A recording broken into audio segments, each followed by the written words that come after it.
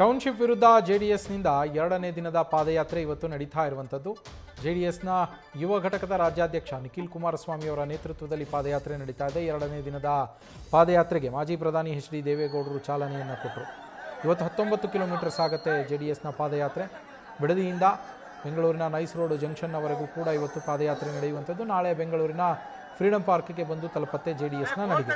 Township ಆದೇಶವನ್ನು ವಾಪಸ್ ಪಡೆಯಬೇಕು ಅಂತ ಹೇಳಿ ನಿಖಿಲ್ ಕುಮಾರಸ್ವಾಮಿ ಅವರ ನೇತೃತ್ವದಲ್ಲಿ ಪಾದಯಾತ್ರೆಯನ್ನು ಮಾಡಿ ಸರ್ಕಾರಕ್ಕೆ ಆಗ್ರಹವನ್ನು ವ್ಯಕ್ತಪಡಿಸಲಾಗ್ತಾ ಇದೆ.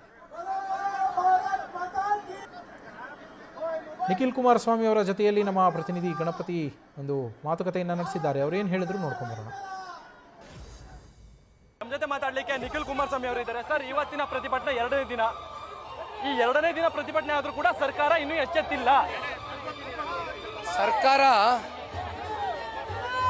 ಎರಡು ದಿನದಿಂದ ಕೊಡ್ತಾ ಇರುವಂಥ ರಿಯಾಕ್ಷನ್ ನೋಡಿದರೆ ಒಂದು ಕಡೆ ಕೋಟ್ಯಾಂತರ ರೂಪಾಯಿ ಜಾಹೀರಾತುಗಳು, ಹೋರ್ಡಿಂಗ್ಗಳಲ್ಲಿ ಸುಳ್ಳು ಅಪಪ್ರಚಾರ, ಮುಖ್ಯಮಂತ್ರಿಗಳು ಸ್ವತಃ ಬಂದು ವಿಡಿಯೋ ಮಾಡಿ 2-3 ಕೋಟಿ ಕೊಡ್ತೀನಿ ಅಂತ ಕಾಂಪನ್ಸೇಷನ್ಗೆ ಆಫರು, ಮತ್ತು ಸಮಿತಿಯನ್ನು 4 ವಾರದಿಂದ ಮಾಡದೇ ಇರತಕ್ಕಂಥ ಪರಿಶೀಲನಾ ಸಮಿತಿಯನ್ನು ಏಕಾಏಕಿ ಪಾದಯಾತ್ರೆಯ ಹಿಂದಿನ ದಿನ ಘೋಷಣೆ ಮಾಡಿರುವಂಥದ್ದು ನೋಡಿದ್ರೆ ತಮಗೆಲ್ಲ ಏನು ಅನಿಸುತ್ತೆ ಅನ್ನೋದನ್ನು ತಾವು ಹೇಳಬೇಕು.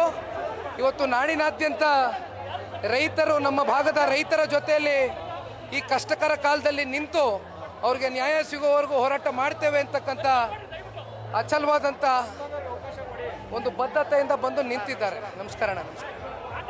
ಎಲ್ಲೊಂದು ಕಡೆ ಡಿ ಕೆ ಶಿವಕುಮಾರ್ ಅವರು ನಿಮ್ಮ ಪಾದಯಾತ್ರೆ ಬೆನ್ನಲ್ಲೇ ಸೈಟ್ ರೇಟ್ನ ಜಾಸ್ತಿ ಮಾಡ್ತಾರೆ, ಎಲ್ಲ ಒಂದು ಕಡೆ ನೇರವಾಗಿ ಕೂಡ ಪಾದಯಾತ್ರೆ ಮೂಲಕ ಹೇಳ್ತಾರೆ.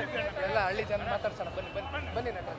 ಸರ್ಕಾರ ಭೂಮಿ ರೇಟ್ ಕೂಡ ಜಾಸ್ತಿ ಮಾಡ್ತಾ ಇದೆ, ಏಕಾಏಕಿ ಯಾಕೆ?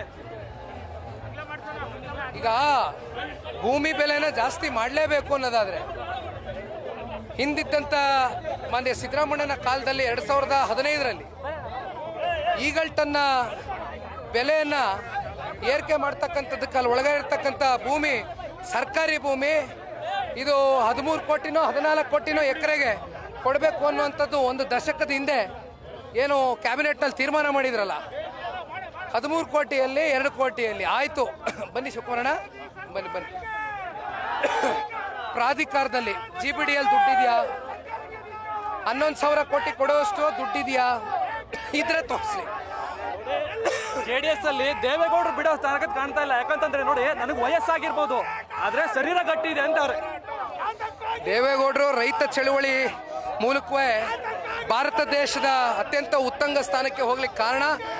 ಅದಕ್ಕೆ ಕಾರಣಕರ್ತರು ರೈತರು ಅವ್ರ ಹೋರಾಟವನ್ನು ಗುರುತಿಸಿದ್ರೆ ಇದೆಲ್ಲ ಸಾಧ್ಯ ಆಗಿದ್ದು. ಹಾಗಾಗಿ ದೇವೇಗೌಡರು ಸಾಹೇಬರಿಗೆ ರೈತರ ಪರವಾದಂಥ ಬದ್ಧತೆ, ಕಾಳಜಿ, ಚಿಂತನೆ ಜೊತೆಯಲ್ಲಿ ಅವರ ಮಾರ್ಗದರ್ಶನ ಸಂಪೂರ್ಣವಾಗಿದೆ.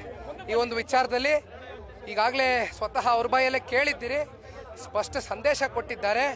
ಯಾವುದೇ ಹಂತದಲ್ಲಿಯೂ ಕೂಡ ಒಬ್ಬ ಕೊನೆಯ ರೈತ ನಾನು ಇದನ್ನು ಕೊಡೋದಿಲ್ಲ ಭೂಮಿ ಅಂತಕ್ಕಂಥದ್ದು ಹೇಳಿದ್ರು ಕೂಡ ಅಂಥ ಒಬ್ಬ ರೈತನ ಜೊತೆನೂ ಕೂಡ ನಾವು ಹೋರಾಟವನ್ನು ಮಾಡ್ತೇವೆ ಗಟ್ಟಿಯಾಗಿ. ಸರ್, ಇದು ಇಲ್ಲಿಗೆ ಮುಗಿಯುತ್ತಾ ಮತ್ತೆ ಮುಂದೆ ಹೋಗುತ್ತೆ ಸರ್?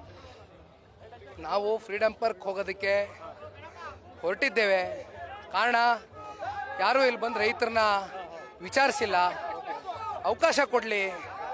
ನಾವು ಯಾವುದೇ ಅಹಿತರ ಘಟನೆಗಾಗಲಿ ಅಶಾಂತಿಯನ್ನು ಉಂಟು ಮಾಡ್ತಕ್ಕಂಥವ್ರು ರೈತರಲ್ಲ. ಶಾಂತಿಯುತವಾದಂಥ ಈ ಹೋರಾಟಕ್ಕೆ ಸರ್ಕಾರ ಎತ್ತಿಕ್ತಕ್ಕಂಥ ಒಂದು ಕೆಲಸ ಮಾಡೋದು ಬೇಡ. Thank you sir. ಇವಿಷ್ಟು JDSನ ಯುವ ನಾಯಕರಾದಂತಹ ನಿಖಿಲ್ ಕುಮಾರಸ್ವಾಮಿ ಅವರ ಮಾತಾಗಿತ್ತು. ಕ್ಯಾಮ್ರಾ ಪರ್ಸನ್ ಅವಿರಾಜ್ ಜೊತೆ ಗಣಪತಿ, ನ್ಯೂಸ್ ಫಸ್ಟ್, ಬಿಡದಿ.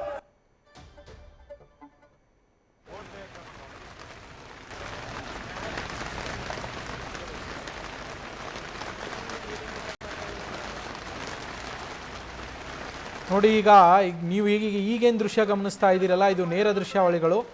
ಬಿಡದಿಯಿಂದ ಇವತ್ತು ಹೊರಟಿರುವಂಥ ಪಾದಯಾತ್ರೆ ಏನಿದೆ, ಮಳೆ ಬರ್ತಾ ಇದ್ರೂ ಕೂಡ ಮಳೆಗೂ ಜಗದೆ ಮಳೆಯಲ್ಲಿಯೇ ನೆನ್ಕೊಂಡೇನೆ ಪಾದಯಾತ್ರೆಯನ್ನು ಮುಂದುವರಿಸಿದ್ದಾರೆ ಅನ್ನದಾತರು.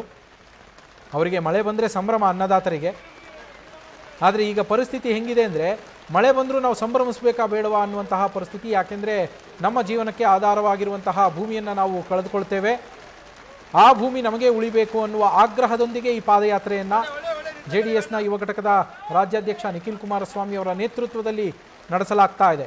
ಮಳೆಗೂ ಕೂಡ ಜಗ್ಗದೆ ಪಾದಯಾತ್ರೆಯನ್ನು ಮಾಡ್ತಾ ಇದ್ದಾರೆ. ಮಳೆಯಲ್ಲಿಯೇ ನಡೆದುಕೊಂಡು ಬರ್ತಾ ಇದ್ದಾರೆ. ಬೆಂಗಳೂರಿನ ಫ್ರೀಡಂ ಪಾರ್ಕ್ನತ್ತ ಇವರ ಹೆಜ್ಜೆ. ನ್ಯೂಸ್ ಫಸ್ಟ್ ನಿರ್ಭೀತಿಯಿಂದ ನಿಮ್ಮ ಪರವಾಗಿ.